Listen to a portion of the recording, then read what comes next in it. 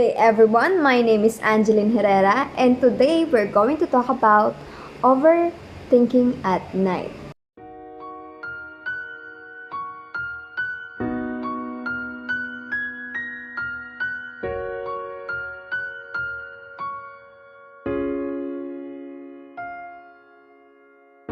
Have you ever think too much? If your answer is yes, then this video is for you. So you have to keep on watching. Now, thinking too much is normal. Don't have to worry, and this video will help you to undergo that kind of attitude. A philosopher once said that your mind is the most powerful force that you will ever face. It will tell you lies. It will tell you that you cannot do it when you can. You're not good enough for that. You're not good at that. Your life is miserable. You are a bad person, blah blah blah, and etc. And that is describing you because you're letting your mind to describe who you are. Don't let your mind control you. You have to learn how to control your mind. The point is, what we think is what we do. So you have to think positively for you to be able to do the things that you thought you cannot do. Now let's talk about overthinking at night.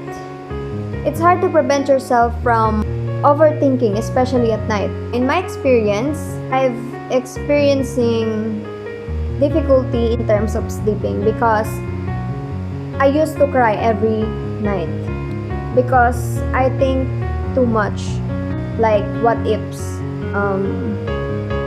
What if I become a bad person? What if I become a numb to the point that I can't feel anything, especially the pain? What if I never existed in this world? I have many what ifs. I have so much what ifs in my mind. And every night I used to talk to myself for me to be able to lessen the pain that I am feeling that night, because no one is there to comfort me. No one is there for me. Because of overthinking, I learned how to have insecurities. Like, I am comparing myself to other people.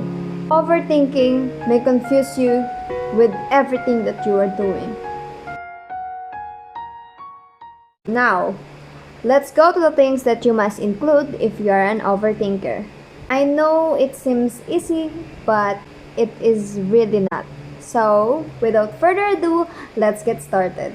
Tips to prevent yourself from overthinking. First, of course, have faith in our God, because God knows everything. He is the one who can help you out and heal you as well. Yes, we can see Him, but we can feel Him. You can talk to Him anytime. And I am one of the people who talk to God most of the time. Because I know that He's always here to comfort me. He's always here to guide me. He's willing to listen with my rants, with my problems, and etc. I know that I am thinking too much because my faith is not that strong.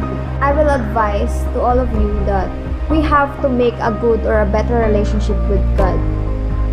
Because with God, nothing is impossible. Second, you have to have the awareness. You have to know what is going on inside your mind. It will help you to overcome your fears. We have to be aware because many of us think that they are fine, but they aren't really fine. Because they choose to hide their true feelings or emotions rather than to explain their situation. We always choose to pretend like everything is okay. We used to answer, we're fine, but we didn't really mean to say it. We're just tired to explain ourselves. But sometimes, it's okay not to be okay. You have to let yourself feel the sadness before you feel the happiness. You have to admit to yourself that you're not fine for you to be able to change it. Third, you have to know what are the things that can make you calm. Like, for example, meditation, like breathing. You just have to let go of the negative thoughts and and leave the positive, and you just have to control yourself from thinking. In my experience, I used to spend my time doing schoolwork such as homeworks, activities, and etc. Also, you have to explore. What I mean is don't stick with your life. Instead, explore and try new things or try something that you've never done before. Fourth is acceptance. You have to learn how to accept the outcome of your decisions. You have to accept that everyone will not be there to stay by your side. You have to accept that you're not feeling well. You have to admit to yourself that you're not fine rather than to pretend that everything is okay when it's not. And lastly, you have to learn how to turn the negative thoughts into positive ones. Like for example, I got 16 out of 20. I'm so moron. That is negative. And to make it positive should be like this. I got 16 out of 20. I got 4 mistakes and that mistakes taught me the right answers. So it's not about the mistakes that you did. It's about how you deal with it, what you learn from it, and how will you apply that lesson to your life. That's it for today. I hope this video will help each and everyone who thinks too much. Thank you for watching. The end.